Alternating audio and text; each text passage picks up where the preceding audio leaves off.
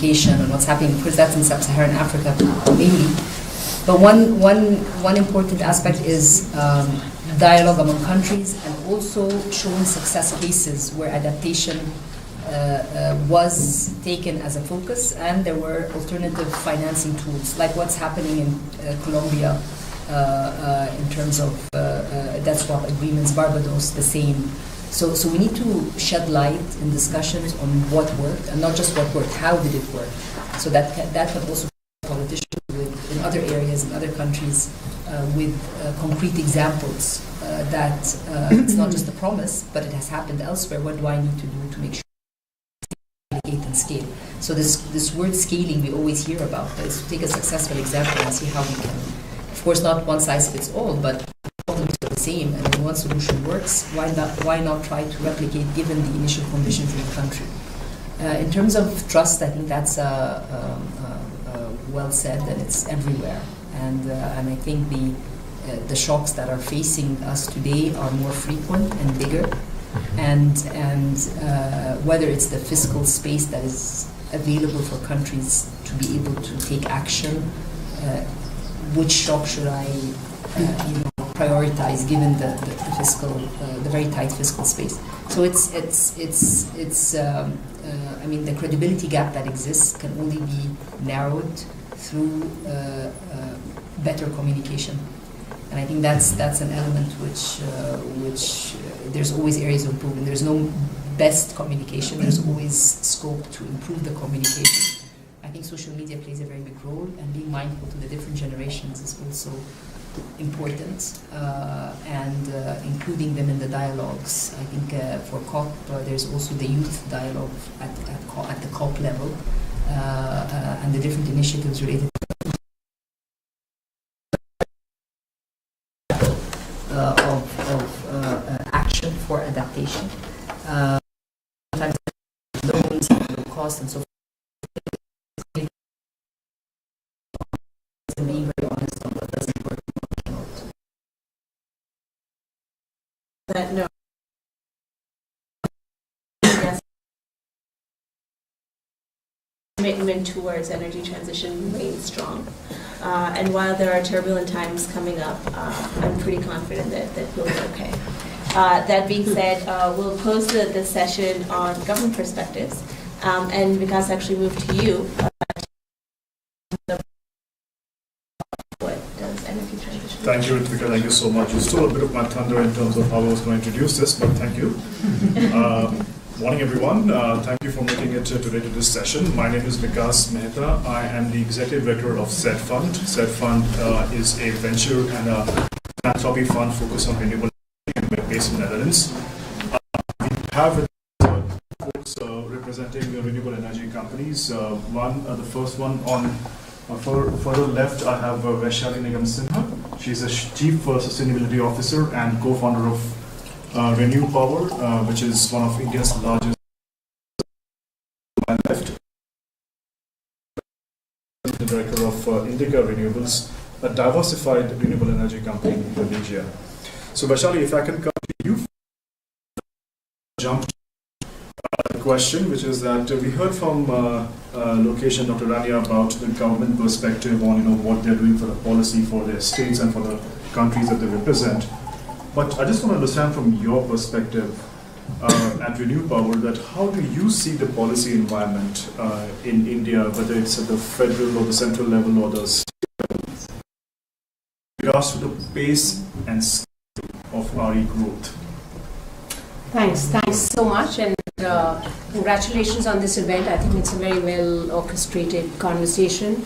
I want to start by saying that a question was asked on, we hear a lot of these conversations at COP and Davos, but what's happening on the ground? I must say, you must come to India and see what's going on, because we've been in India but the business started about 13, 14 years ago. I think it's been a parallel journey with India's renewable energy growth.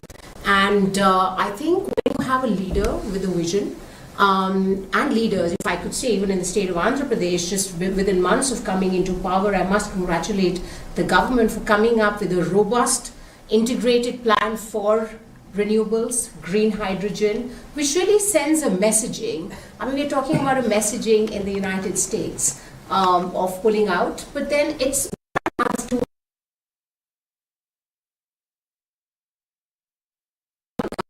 if they don't follow, you need followers to. Let's not make leaders who must not be leaders. In the first stint of President Trump, we saw that the world continued and continued like what, and we are in a much better space. So sometimes I do feel it's important for us to step back and take stock of where we are. If I look at a decade, deployment on the ground has grown 6 times. In 2014-15, we had about 13 gigawatts of assets on the ground. We have 200 gigawatts.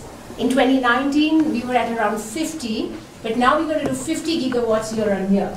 So that is the kind of progress we see. And why has that happened? That's happened, if I could come back, we have a vision, we have a commitment to the sector. We have the desire to engage with the world in a positive way. I think that by the International Solar Alliance, by the ambitious commitments of the COP, all of this is really important for us in the private sector, because when our government representatives come back, you know, it's very easy to have a conversation on the gaps which exist for us to accelerate the pace on the ground. So I feel that I'm optimistic, I'm hopeful, and I'm positive just because of what I see happening in my own country. We have the largest grid, as you mentioned, which really is a game changer. We have SECI, which is a nodal agency, which sort of increases transparency and increases our ability to deploy in a more transparent way, and so on and so forth. So at an institutional level, I see in India, there's a huge amount of progress and commitment which has happened. When we started Renew, the company I represent, we had knocked about 60 doors in 2011, 60 investors globally. And we had one investor who invested in our story, because people were like, oh, wind turbines, high net worth individual investment destination, what are they going to do?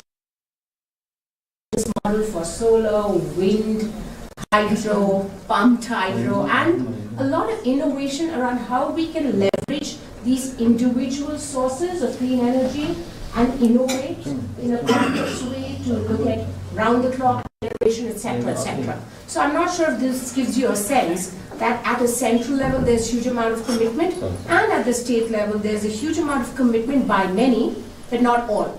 So the question is, how can we bring that?